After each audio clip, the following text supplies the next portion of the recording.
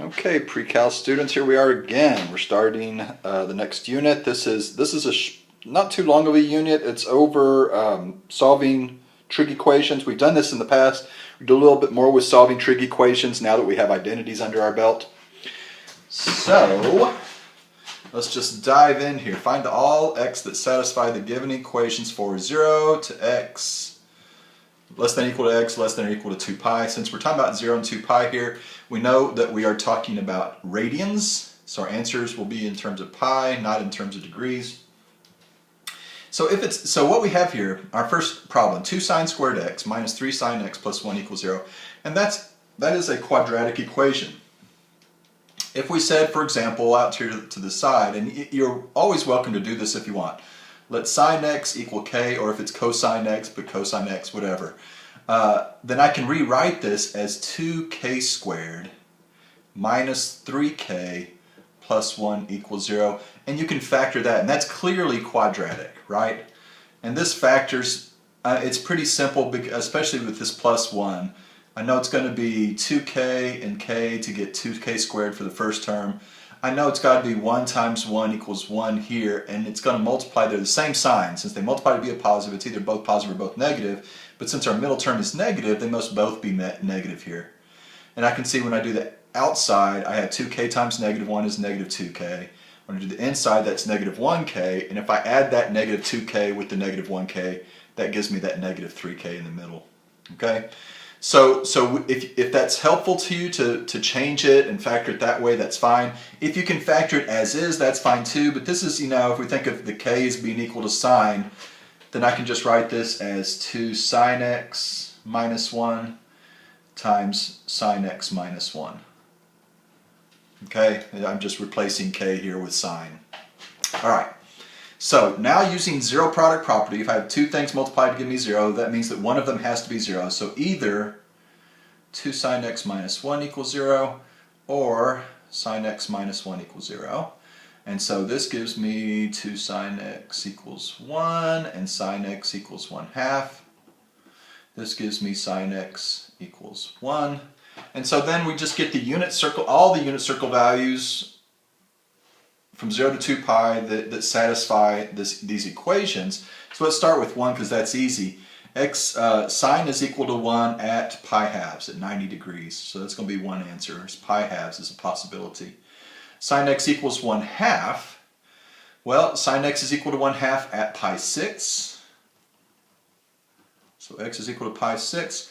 And sine is positive in the first and the second quadrants. So with a reference angle of pi 6 in the second quadrant, that answer is going to be 5 pi 6.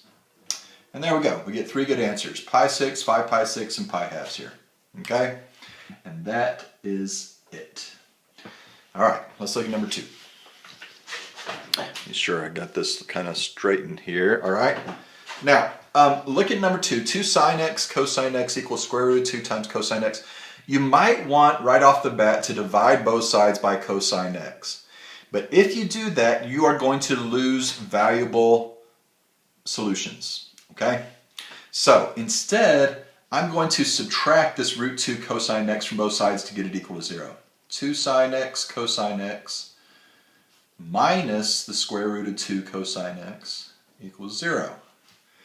Now, I have a common factor here of cosine x. This one is clearly not quadratic. I don't have any squares anywhere. But I do have a common factor of cosine x. So if I factor cosine x out, that leaves me 2 sine x minus the square root of 2 equals 0. And now again, zero product property. I'm going to split this apart and say, all right, either cosine x equals 0 or 2 sine x minus root 2 equals 0. So this is going to be 2 sine x equals root 2, and divided by 2, I get sine x equals root 2 over 2. Okay, so once again, I'm just going to bring this down so that they're kind of next to each other here. Cosine x equals 0. So where does cosine equal 0? Well, cosine equals 0 at pi halves and at 3 pi halves. Where does sine x equal root 2 over 2? Well, that's going to be at pi fourths And since sine is positive in the first and second quadrants, pi fourths would be my angle that I'm putting into the second quadrant. That's going to be 3 pi fourths. Reference angle, that was what I was trying to think of. Reference angle. Alrighty. Okay, let's do number 3. Cosine squared x plus 6 cosine x plus 5 equals 0. Once again, we could let cosine x equal k here, or k equals cosine x, and just replace the cosine x's, and if we did that, we'd have k squared plus 6k plus 5 equals 0, and we could factor that. This one really, hopefully, it's not too much to see with the cosine squared, but this is quadratic, and this one factors fairly easily. I'll let you, if you want to do it this way, you can do that on your own. But this is going to be cosine x times cosine x is the only thing that's going to give me cosine squared.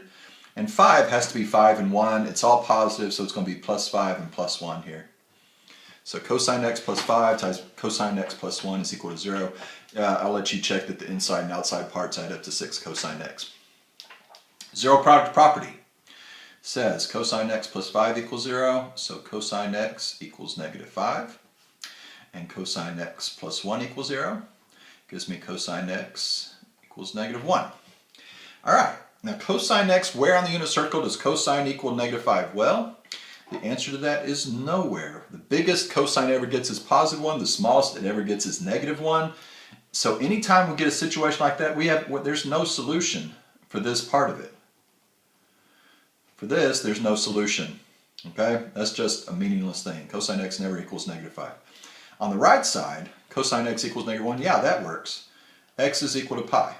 And so that's going to be we only have one good solution here, and it is x equals pi.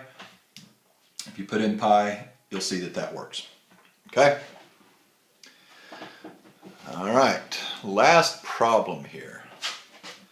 Cotangent squared x minus cotangent squared x cosine squared x equals 0. Now this does have squares like a quadratic, but I also have a common factor of cotangent squared. So let's factor that out. I've got cotangent squared x times 1 minus cosine squared x equals 0. Alright, so zero product property says cotangent squared x equals 0, or 1 minus cosine squared x equals 0. When I take the square root, I'm going to get cotangent x is equal to 0. On this one, if you want to, you could change it to sine squared, but I'm just going to leave it as is, and I'm going to add the cosine squared to the other side. 1 is equal to cosine squared x. When I take the square root of both sides, be sure to put plus or minus. And so just turning it around, cosine x equals positive or negative 1. Okay? All right. Cotangent x equals 0. Remember that cotangent x is equal to your x over your y. So basically wherever x equals 0, cotangent x is going to be equal to 0. And x is equal to 0 at pi halves and at 3 pi halves. Okay? Over here, cosine x equals positive or negative 1. So once again, cosine is your x. Positive or negative 1, that would be at 0, at pi, and at 2 pi. We're going to have positive 1s at 0 and 2 pi. We have a negative 1 at pi. Now this problem, this equation is a little bit different in that it's not just cosines and sines. We know that cosines and sines are always going to be defined over anything. You know, for all real numbers x, cosine and sine are defined. Anytime we're dealing with cotangents, tangents, secants, or cosecants, we need to be careful with our solutions to make sure that they are defined at those solutions. Because if I plug in something where cotangent is undefined, then it's not going to work very well. So wherever y equals 0, if we're talking about cotangent, we're talking about x over y. Wherever y equals 0, we're going to have an issue because cotangent will be undefined. And it turns out y is equal to 0 at all three of these solutions. So these are not good solutions. Okay? These are extraneous solutions. Our only good solutions are going to be pi halves and 3 pi halves. Once again, let me just say that it only applies when it's cotangent, tangent, secant, and cosecant. If it's sines and cosines, we don't have to worry about checking answers. They should be right. I mean, you might check them anyway. It's a good idea to check them. But we don't have to check them for extraneous solutions. When we have tangent, cotangent, secant, cosecant, we do need to make sure that they're defined for the solutions we get. And these are not defined. Cotangent is not defined at 0 pi and 2 pi. Therefore, those are not going to be good solutions. Okay? All right. Send me questions if you have them. Hang in there. I miss you guys. And good health to you all. Bye-bye.